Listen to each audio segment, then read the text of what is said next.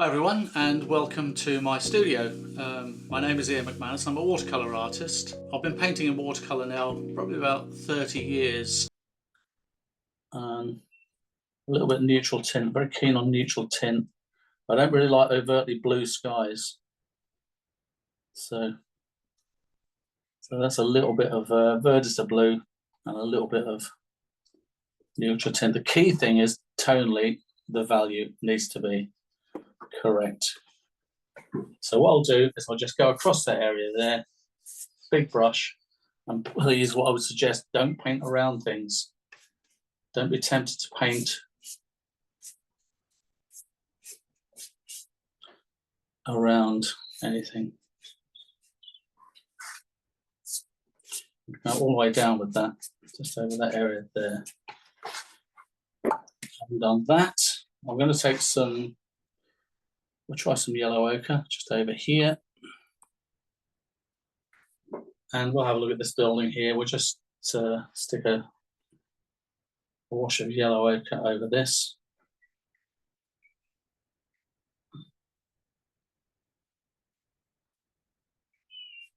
Again, you can let that bleed into some of this area over here that we've already done and come all the way down there. In fact, we'll probably go over all that. Bring that down there. What I would do at this point is be careful to stay off of the areas we want to leave light, i.e. those car screens. For now, I want to leave those just light. And we'll just pull some of that over, just like that.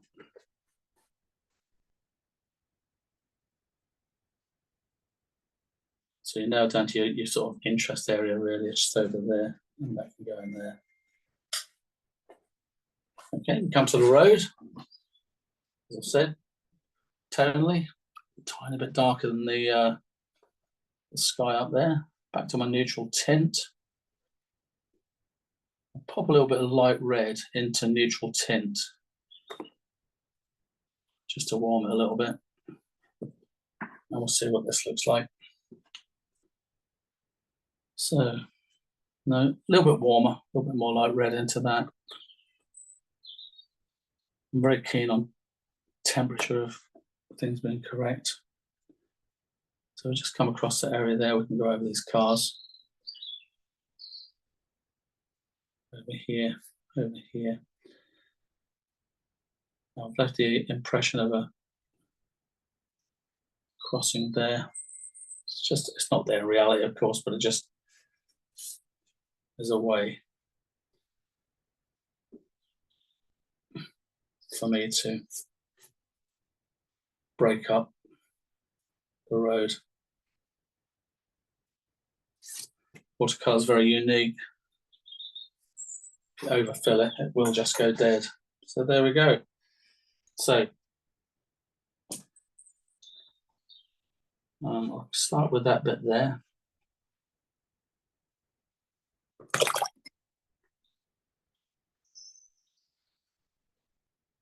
And I think I might have to stand it. It does like it's better standing.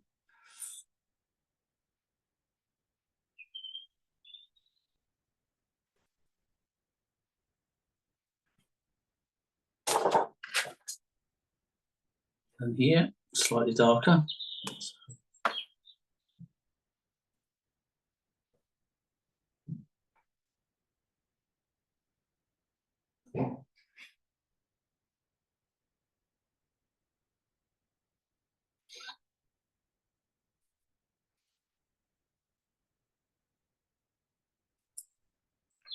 And then back.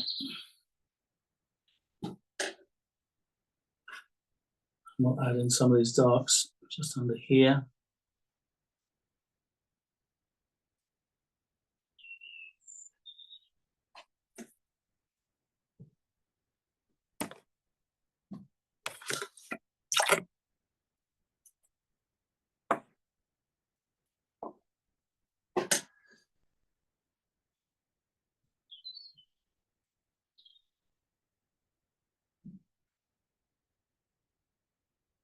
Put those chimney pots up there.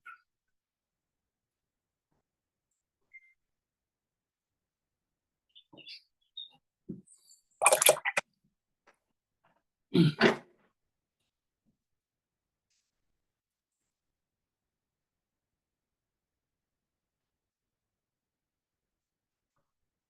little bit warmer, just there.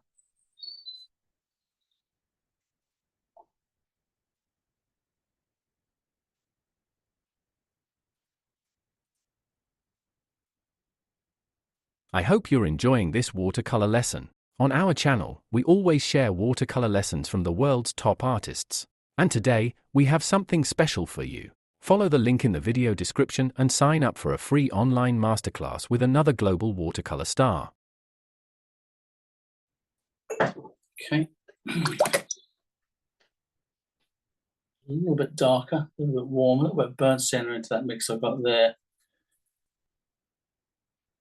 Ultra dry brush this a little bit, just to indicate this first window here.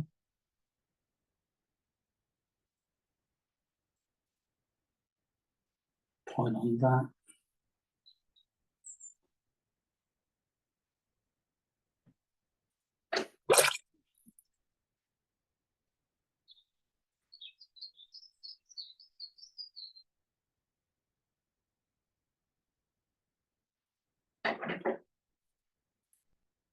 A little bit involved with this here. Now, a little bit of dry brush work, just come across there.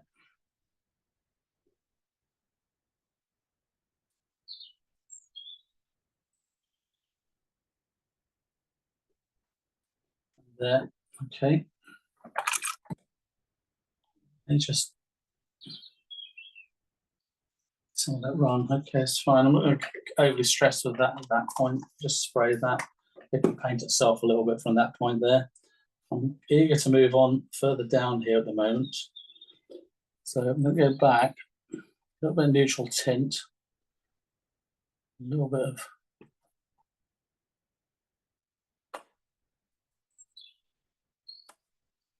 what I'm looking for is a warmish grey at this point.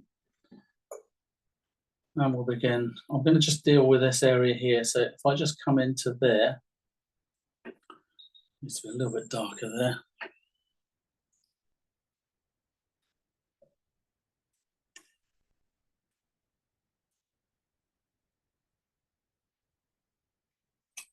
Just with that.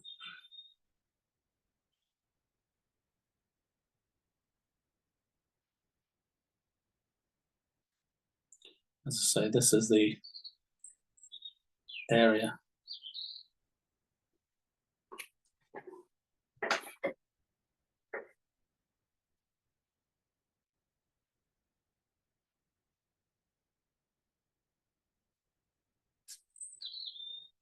Okay, good. And now we can just take that down. This is the area that carries less importance than the area up here. So here, I'm just going to brush across there like that. And I'm just going to soften that edge there, just up there. Just soften that into there. Just for now. Okay. And a slightly pointier brush, a little bit more tonal weight, not too much. I'm just going to indicate that vertical I placed there.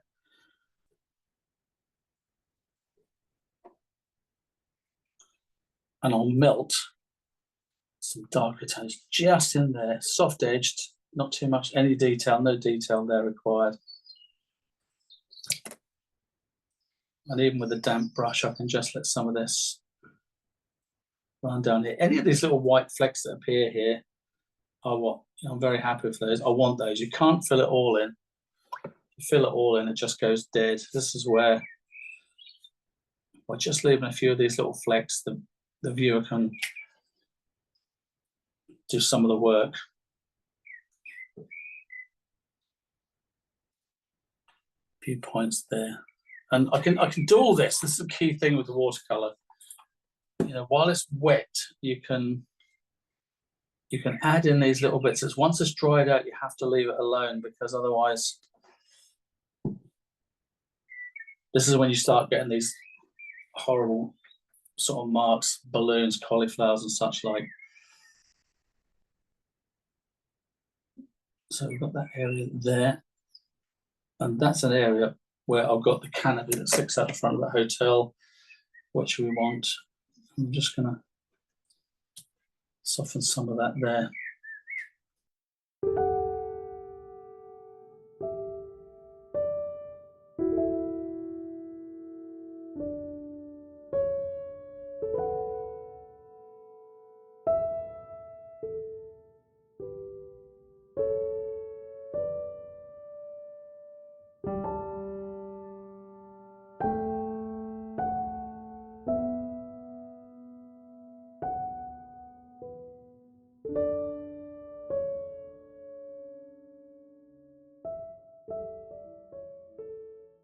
Right, so I'll begin with these two foreground figures here. I'm going to, I'll take a little bit of sort of Van Dyke brown, stick a little bit of blue or something into it. Skin color, I go quite orangey with that. People sometimes say, blimey, but when it comes to doing figures, you know, you really want the faces to jump. So go as bright as you like with them. I'll actually do the back of the lady there, this gentleman here. You can go all over that. I know it looks a bit scrappy to begin with, but it will be fine. And start top to bottom. So if I just then go in and sort of do a little bit of hair there.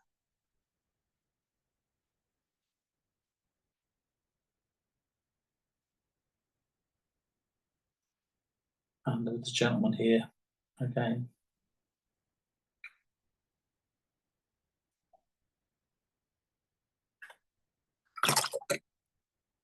And then we'll come down. If I take a little bit of sort of blue, they are over in the left-hand corner. They are just leading, really. So I'll just start the lady there. I'll run these things together. They need to connect, so I'm very happy just to put a little bit of blue in there like that. Run it into the guy.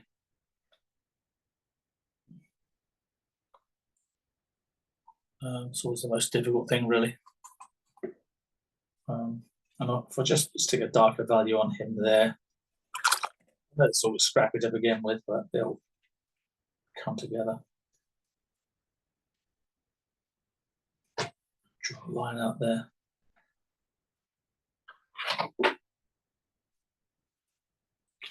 Okay, so come down to the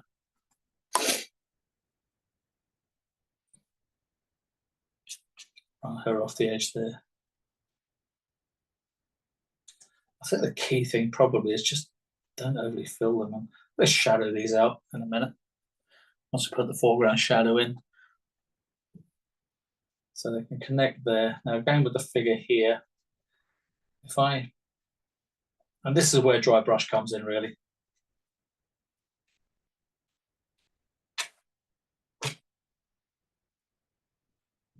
Remember, dry brush, as I've said, is this tendency for less water in the brush, more pigment. When it comes to legs on figures, you really don't want them overly defined.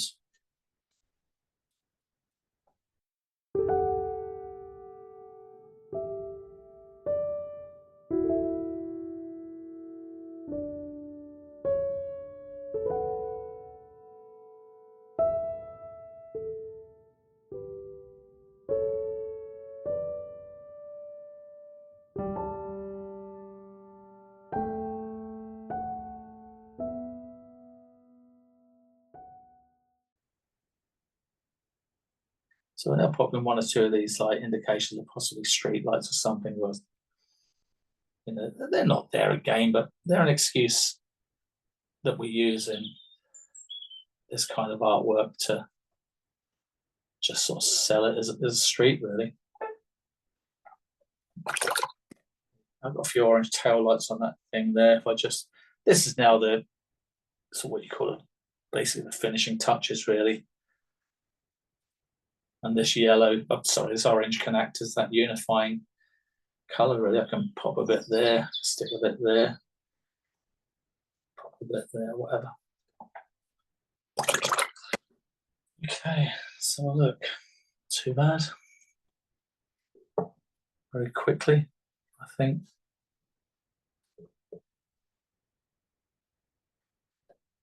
Create something. Like a little bit of, I mean, they're an obvious thing really, but I've sort of known for putting these birds in skies. The reason I put these in, to me, they are, I call them space makers, because if you think about it, you've got the viewer, the birds, the sky. So they create depth, if that makes any logical sense. Okay, now call this the fiddle stage, although I'm not fiddling. I am literally just trying to bring us to sort of a more complete image. That area up there, a little bit of dry brush there, a little bit of dry brush there, a little bit of dry brush there, just to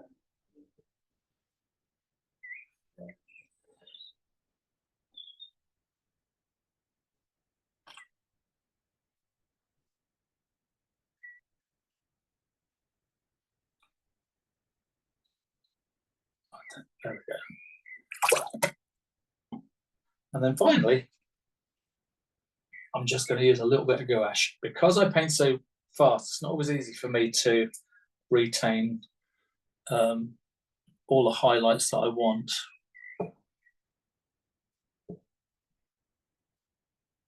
So I use designer gouache, titanium white, just to halo light some of these elements. And you can't go too much of this because very quickly you can overdo it. I just go across the top of that canopy there.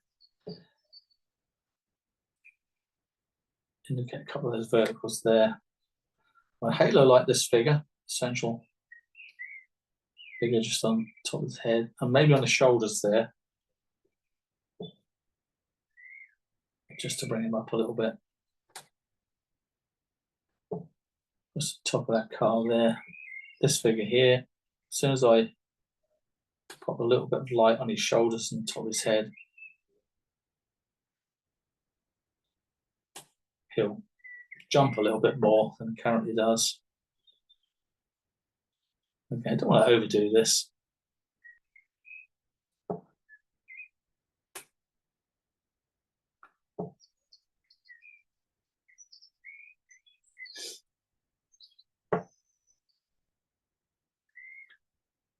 Okay. A couple of breakup spots there, won't hurt.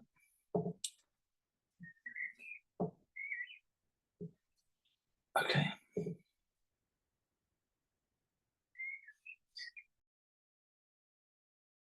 Let's take a look at some of the questions that I have saved up. Mm-hmm. And starting with, do you prepare your paper when you work in this size, or do you prepare your paper by pre-wetting it or stretching it or anything like that if you work larger than you did today? No, not at all. I never stretch paper. That's the first thing I'll say. I would have, it's a personal thing. I know a lot of people like to stretch it to stop it buckling and lifting and what have you. I own the heaviest. I'll go through my paper. It's always rough surface. It's always cotton. It's never wood pulp paper. It's always cotton, either Archers, Saunders, or something similar. Rough surface. It's always 300 GSM, and I don't stretch it. Okay. People worry about it buckling, but the way to stop it buckling, and I try and encourage my students not to tape it down. I mean, I taped it down today on 4 sides because obviously it's nice to get a clean edge when you've demoed. Oh. Normally when I paint, I do not tape it down, and I never pre-wet it. All I do is put a couple of bits of tape on the top corners and allow the paper just to be flat. Then you'll find you put all the water you like on it. Because you haven't locked it down on its 4 sides, it will stretch out. It won't push up in the middle. The only reason watercolor paper pushes up in the middle is if people lock it down on 4 sides, it's then got nowhere to go. It'll push up in the middle. Prevent that. Don't tape it down. So for your technique, that is not required. So if you want an easy preparation of the paper, meaning no preparation of the paper, your style will work for that person. It works for me. Wonderful. And Dorothy asked in the beginning, does Ian always draw such a detailed sketch before painting? Is that standard for you to have that kind of, somewhat detailed sketch? Yeah, it's a bit of an illusion, really. I mean, it looks more detailed than it is. You saw how I began by just identifying the three masses. Most subjects that I would tackle would have three mass shapes, regardless, whether it's trees and fields or whether it's a street. There are always sky, middle distance interest, and foreground. From there, the addition of these cars and figures, and one or two windows here and the chimney pots and such like, they make it look quite detailed. People often say to me, "Oh God, it looks so detailed," but it actually isn't. It just looks detailed. The reason it reads well is because it's proportionally correct, perspectively correct, and everything's sort of linking up quite nicely. But questions I'm often asked by students, do you ever paint without a drawing? No, I cannot paint blind. If I can see it and if I've got a structured drawing, if I've got a decent structured drawing, I can paint it. I'm always fascinated, and I don't know how people do it. If they've got a piece of paper and they start painting with no reference, like you're either on location or you have a reference photograph and a drawing, then I can paint it. If I can't see it, I can't paint it. It's just a mind thing, I think. Yeah. So, yeah. And then we had some questions regarding the windows and those dry brushed aspects. One person asked, do you feel that broken lines create energy in a painting? And another person asks, do you believe that broken lines create an energy in a painting? And then another question was, I tend to mess up the windows and doors and make them too large. How do we not fuss about them? What are your answers to these two questions regarding the slightly smaller aspects of the painting? Okay, yeah, dry brushing. Do they create energy in a painting? Yeah, and the perfect example of dry brushing where it's very desirable is on the legs of figures, because if you think about a figure walking along the street, the legs are moving. So if they're dry brushed, they're less obvious. If you paint legs on figures with two solid legs, as it were, immediately they freeze. If they're indicated with just a dry brush technique, again, it's an example of where the viewer will look at they won't even realize, but you look at that sort of ill-defined, if you want, dry brush technique on the legs, and the figure comes to life. Yeah. And that's another thing that you also did very consciously in the windows, that you did not paint all of the window squares and filled those borders of the window, so to speak. You didn't fill that with a nice wet wash. You just had one of them being very clear, and the rest were just hinted with some dry brushing. Yeah, it's a perfect example of where the viewer will get involved. As a viewer to that, where I've indicated it without. The problem with painting these solid little squares, one, you can end up with like repeating shapes, and a repeating shape is always distracting. So by using that dry brush technique and just sort of indicating them, it's a perfect example where the viewer, as the viewer, you convert that to a building. I didn't paint it. You're the one that's interpreting it by just such a limited application of paint on there. I just want to share this one because this is the one that we have for the Q&A slide. And when we watch this, we know exactly what it means. And then when we watch it with a more analytical lens, through a more analytical lens, it's like blooby, blooby, blooby, blooby, blooby, blooby, bloob, tree. And then there's like yellow, dark, bitty, bitty, bitty, bitty, bitty, bitty, bitty. People, doof, doof, doof, doof, doof, doof, doof. And you can see that there's dry brushing because we see the grass in their legs, and we see, you know, it's like it's really obvious that you work with illusion, because when you look more closely, this is just a few brush strokes in the entire piece. And these as well. It's like, no, what? We know exactly what they are, but they're just a few dry brushed lines, and not very precise either. So it's definitely a trick, like this illusion trick. It's an illusion. Yeah. I had a guy come up to me in a gallery where I've got some paintings up, and he said, when I get close to these, he said, they look a mess. He said, when I come back over here, it reads beautifully. How do you do that? And I said, I don't have any idea. I don't know. It just works, doesn't it? Yeah. How I do it, I don't know really. It's, yeah, you just sort of, I don't know. You just pop it down as you see it. Yeah. To some degree. And you've learned to see through this lens as well. I guess that is something that takes practice as well, to train that pair of glasses, so to speak. And to see the simplified and see the shapes and see where it's enough to indicate with a dry brush and where you actually need to. Yeah, it's like you know, it's knowing when to stop. There's always this tendency to want to pick the brush up and do more. I need to do more. Does that make sense? People, but you have to. It's trying to keep in your mind. As I said at the beginning, when you plan your composition, you're at the pencil stage. You've got to plan what am I actually painting here?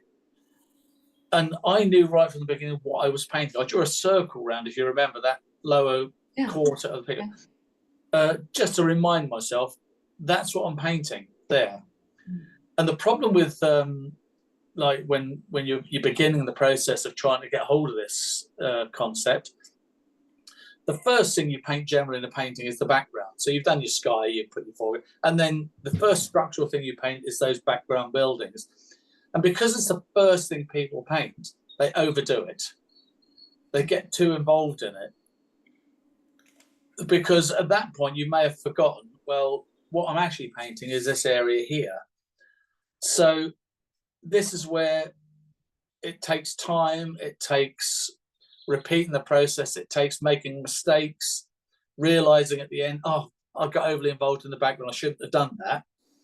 And then the next one you do, you just sort of think, well, last time I did this, you've got to do things wrong to get things right, really. So I've done it 1,000 times where I've maybe got involved in certain areas, but I'm so used to it now that I think, well, no, that's just it's a background. It's got to be done. It's representational artwork, but I know I don't really. I've got to diminish the details in certain areas, and you got to know what you do. You need a plan, really, and you've just got to somehow. It's just do it. And I said at the beginning, paint without fear. Don't worry about ruining it. It doesn't matter. You will only learn from mistakes, and too many people fall into a good way of thinking about it. I've heard, people fall into comfort zones. They'll paint certain subjects because they can do it and they really love it. And also when you are good at something and you're like, oh, I'm at this level now. Yeah. Painting a different subject and you're all of a sudden a beginner. Yeah. It doesn't feel good for the ego or for the self-image. I know why people do that, because they get a subject and they paint it, and then people look at it and they go, wow, that's lovely. What you don't want is to paint something that looks horrible, and somebody go, oh my God, I don't really know if it, so everyone's like worried about, acclamation or, having coverage. That's where it's so important. Everything else aside, if you want to advance, you've got to be prepared to ruin a few, to make the mistakes. Because if you stay in comfort zones, and I always say this to people, if you're going to stay around just doing nothing but painting trees and fields or something, because you've learned a way of doing it and that you can make them work and they look nice. The trouble is with comfort zones, nothing grows in a comfort zone.